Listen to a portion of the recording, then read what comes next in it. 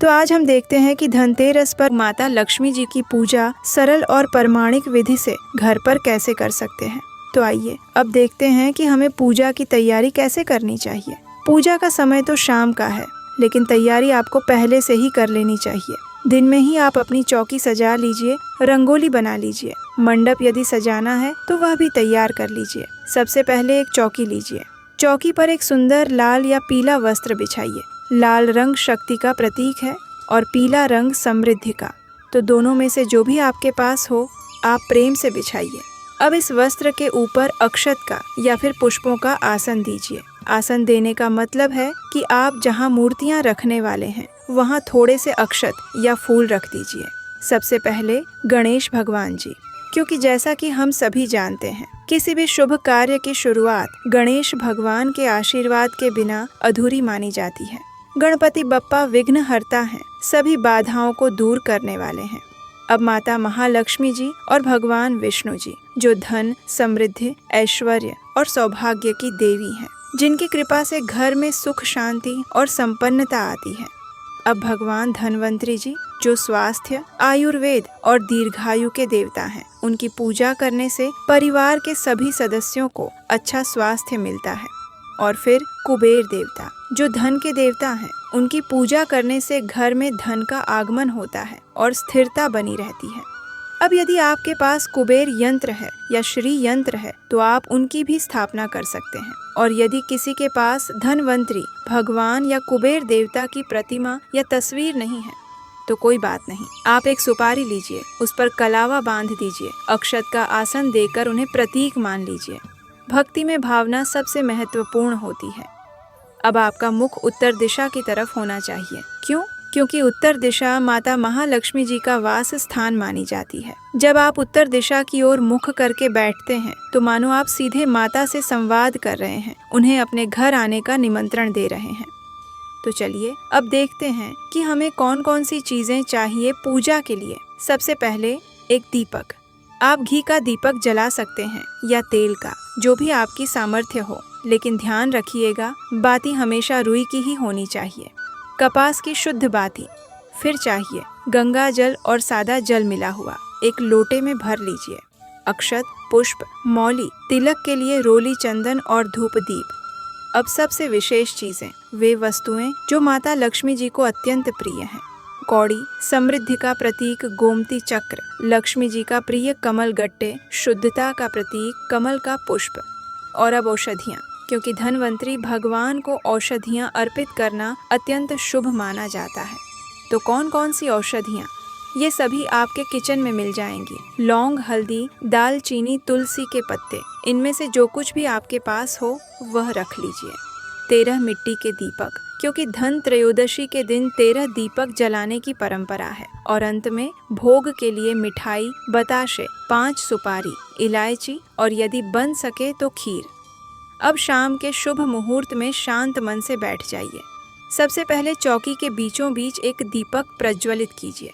यह दीपक पूरी पूजा के दौरान जलता रहेगा, इसे हिलाना या हटाना नहीं है। अब मन ही मन या धीरे से प्रार्थना कीजिए, हे गणेश भगवान, हे माता लक्ष्मी, हे भगवान विष्णु, हे धनवंतरी, हे कुबेर देवता, मैं आप सभी की पूजा करने जा रहा हूँ। कृपया मेरी इस पूजा को स्वीकार कीजिए और मुझे आशीर्वाद दीजिए। अब लोटे में जो गंगा जल और सादा जल मिला हुआ है उसमें एक पुष्प डुबोइए और धीरे धीरे सभी मूर्तियों को स्नान कराइए। यदि मूर्तियाँ छोटी हैं तो जल का छींटा देकर स्नान करा सकते हैं। अब एक महत्वपूर्ण काम, आपने जो भी चीजें खरीदी हैं आज धनतेरस के शुभ मुहूर्त में, सोना, चांदी, आभूषण, बर्तन, कोई भी वस्तु, उन सब पर भी थोड़ा सा जल का छींटा दीजिए। इससे वे सभी वस्तुएं शुद्ध हो जाती हैं और उनमें सकारात्मक ऊर्जा का संचार होता है। अब जो 13 मिट्टी के दीपक हैं उन सभी में घी या तेल भर दीजिए, बाती लगा दीजिए और चौकी के पास ही रख दीजिए। ये दीपक बाद में जलाने हैं। अब सबसे पहले गणेश भगवान जी को तिलक लगाइए, रोली चंदन से सुंदर सा तिलक। फिर अक्षत अर्पित कीजिए। अक्षत का मतलब है साबुत चावल, ये अखंडता का प्रतीक है। फिर पुष्प अर्पित कीजिए और साथ में मौली भी चढ़ाइए। मौली वस्त्र का प्रतीक है। इसी तरह माता लक्ष्मी जी और भगवान विष्णु जी को, धनवंतरी भगवान को और कुबेर देवता को भी तिलक, अक्षत, पुष्प अर्पित कीजिए। अब माता लक्ष्मी जी को उनकी प्रिय वस्तुएं समर्पित कीजिए। कौड़ी, गोमती चक्र, कमल गट्टे, जो भी आपके पास हो, इन सभी पर भी पहले जल का छींटा दीजिए, फिर तिलक लगाइए, अक्षत पुष्प अर्पित कीजिए। ये वस्तुएं माता लक्ष्मी को अत्यंत प्रिय हैं। कहते हैं जिस घर में ये वस्तुएं होती हैं और जिनकी पूजा होती है, वहाँ माता लक्ष्मी का वास सदा बना रहता है। अब धनवंतरी भगवान और कुबेर देवता को औषधियाँ अर्पित करने का समय है। जो औषधियाँ आपने रखी हैं, लौंग, हल्दी, दालचीनी, तुलसी आदि, उन्हें एक छोटी थाली में सजा कर रखिए। अब मन ही मन या धीरे से बोलिए धन्वंतरये नमः और कुबेराय नमः, और ये औषधियाँ उन्हें समर्पित कर दीजिए।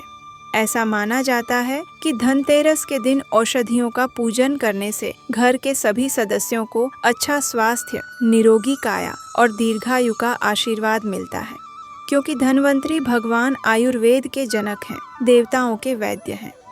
अब धूप जलाइए। धूप की सुगंध पूरे वातावरण को दिव्य बना देती है, नकारात्मक ऊर्जा को दूर करती है। धूप को सभी देवी देवताओं के सामने घुमाइए।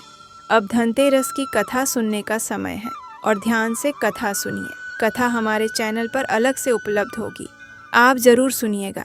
धन त्रयोदशी के दिन जो भी शुभ कार्य, दान, पुण्य किया जाता है, उसका 13 गुना पुण्य प्राप्त होता है। तो मंदिर में कुछ दक्षिणा जरूर चढ़ाइए, जितना भी आपकी श्रद्धा हो, और यदि संभव हो तो दान भी कीजिए। विशेष रूप से मिठाई का दान बहुत शुभ माना जाता है। पहले खीर का भोग माता लक्ष्मी जी को लगाइए, फिर उसे किसी को प्रसाद के रूप में दीजिए। जो दक्षिणा आपने घर के मंदिर में चढ़ाई है, उसे किसी को दान में नहीं देना है। यह बहुत महत्वपूर्ण है। दीपावली के सभी 5 दिनों की पूजा समाप्त होने के बाद उस दक्षिणा को किसी भी साफ कपड़े में बांधकर अपने घर की तिजोरी में रखते हैं। इसे खर्च नहीं करना है। ऐसा करने से पूरे साल भर आपके घर में बरकत बनी रहती है, धन की कमी नहीं होती। अब एक नया दीपक जलाइए और प्रेम और भक्ति से आरती कीजिए। आरती आप हमारे चैनल पर भी सुन सकते हैं। आरती के बाद हाथ जोड़कर विनम्रता से प्रार्थना कीजिए। हे प्रभु, यदि मुझसे इस पूजा में कोई गलती हुई हो, कोई कमी रह गई हो, तो कृपया मुझे क्षमा कीजिए और मेरी भक्ति को, मेरी श्रद्धा को स्वीकार कीजिए। अब आती है एक बहुत ही सुंदर परंपरा, 13 दीपों का दीपदान। जो 13 दीपक आपने तैयार रखे हैं, अब उन्हें जलाने का समय है। ये दीपक आपको घर के अलग अलग स्थानों पर रखने हैं। कुछ दीपक घर के अंदर अलग अलग कमरों में, चारों दिशाओं में, अपनी रसोई में मुख्य द्वार के बाहर, जिससे माता लक्ष्मी आपके घर में प्रवेश करें। यदि आपके घर में तुलसी का पौधा है तो उसके पास या अन्य पवित्र पौधे के पास ये 13 दीपक अंधकार को दूर करते हैं, नकारात्मकता को दूर करते हैं और सकारात्मक ऊर्जा का संचार करते हैं। धनतेरस की रात को एक विशेष दीपक जलाया जाता है, जिसे यम दीपक कहते हैं। ये दीपक यमराज को समर्पित होता है, जिससे परिवार के सभी सदस्यों को अकाल मृत्यु से रक्षा मिलती है। यम दीपक के लिए आप मिट्टी का दीपक इस्तेमाल करें। यदि मिट्टी का दीपक नहीं है तो आटे का दीपक बना सकते हैं। इस दीपक में 4 बातियां लगती हैं, चारों दिशाओं में।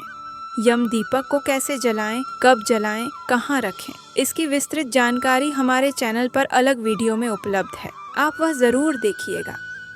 आपने आज जो भी नई चीजें खरीदी हैं, सोना, चांदी, बर्तन, आभूषण, उन सभी पर तिलक लगाइए, अक्षत पुष्प अर्पित कीजिए और मन ही मन कामना कीजिए, हे माता लक्ष्मी, ये सभी वस्तुएं मैंने शुभ मुहूर्त में आपकी कृपा से खरीदी हैं। इनमें आपका आशीर्वाद बना रहे। ये वस्तुएं हमारे जीवन में सौभाग्य, समृद्धि और सुख लेकर आएं। पूरे वर्ष भर इनका शुभ लाभ हमें मिलता रहे। अब प्रसाद बांटने का समय है। परिवार के सभी सदस्यों को प्रसाद दीजिए।